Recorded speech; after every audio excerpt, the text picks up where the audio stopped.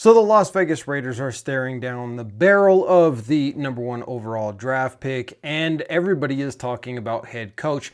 Are you going to draft your future franchise quarterback at number one or number two, and then still keep Pete Carroll as your head coach? Well, a lot of people have come out and said that Pete Carroll's days are numbered. In fact, he is expected to be fired after Sunday's game against the Chiefs, no matter what happens.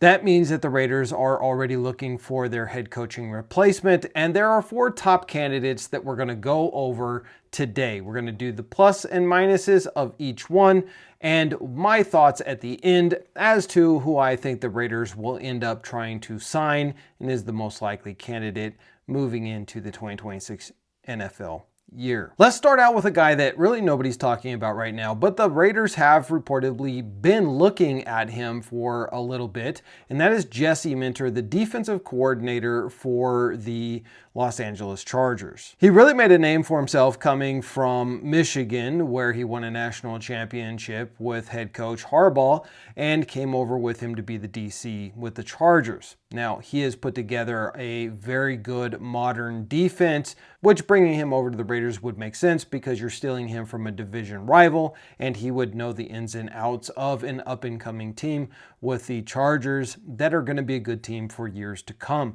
The Raiders will have to defeat them routinely in order to get into the playoffs, and having a guy like Minter as your head coach, building out a really good modern defense and being able to understand how Harbaugh works, so when you play him twice a year, makes a lot of sense. Now, right now, a lot of people haven't talked about him, and the reason because he hasn't been a head coach in the NFL or a head coach even at the collegiate level. This means he would be untested and unproven as a head coach for the Las Vegas Raiders, and in my opinion, he is probably the least likely to actually get the job with the Raiders. So let's move on to the second guy, another defensive guy, and that's Robert Saleh. Robert Saleh was the head coach of the New York Jets, and things went downhill there pretty fast, though it really wasn't any fault of his own. He simply didn't have a quarterback to really get things done. And then when they brought over the aging Aaron Rodgers, there was a lot of tension there and things didn't work out. He gets fired and he goes over to the 49ers and becomes the defensive coordinator there, and it has been really good with him there. They do have a top defense with the 49ers, and I think that due to the fact that he's already been a head coach in the NFL, so he has that experience, but also the fact that we really need to rely on this defense to win us games. Bringing over a guy like Robert Saleh, who can help to solidify this defense and implement his own style of defense, would make a lot of sense. However, Pete Carroll's a really good defensive head coach, and that didn't seem to work out. And again, we would be relying on Patrick Graham's defense, or maybe Patrick Graham moves on and then we hire from within, and that guy would have to basically adopt Robert Saleh's defense. So odds of him becoming the head coach, pretty good, being the fact that he's been a head coach in the past and he's well liked by his players, and he's going to bring a really good defense. Let's talk about another guy that a lot of people haven't been talking about with the Raiders, and that's Mike LaFleur. Mike LaFleur is the Los Angeles Rams offensive coordinator. He's been labeled the ideal head coach for the potential 2026 Raiders head coaching vacancy, according to Bleacher Report's Mo Moton, due to the fact that he is a young offensive mind to pair with the possible number one overall draft pick. If Mike LaFleur is your pick, then basically you are trying to mimic what the Bears have done in other teams, where they brought in a young offensive-minded head coach and they found a lot of early success pretty quickly when they had a quality quarterback. Mike LaFleur, again, hasn't been a head coach and he's young. So again, he's another untested guy. But I think that the fact that you're going to bring in a franchise quarterback, it simply makes sense that you're going to go out and you're going to get a young offensive coordinator who's going to be with this team for years to come, and he's going to be able to really mold that quarterback into his system from day one.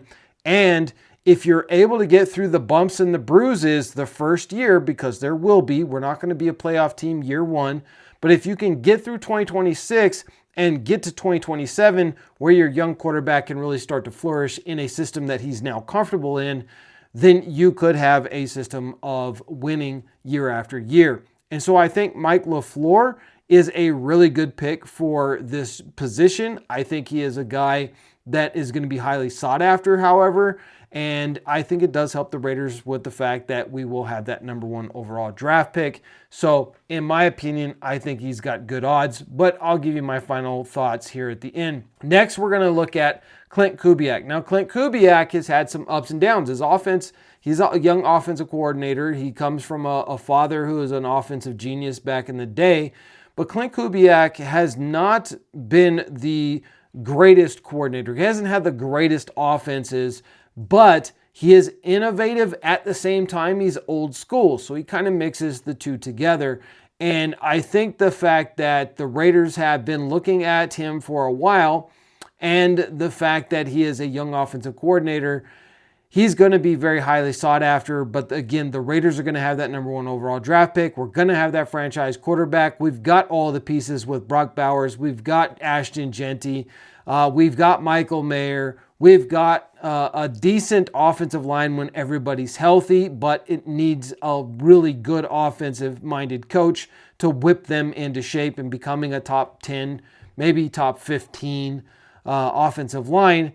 All the pieces are there, and you're going to have your franchise quarterback. So a lot of people are saying Clinton would not want to come to the Raiders. I think he would, being the fact that he's going to be able to mold that quarterback. Here's the stigma that the Raiders have, though, and this has been one of the issues that could cost the Raiders a quality head coach and has cost us in the past, and that is our propensity to fire coaches every year or every other year.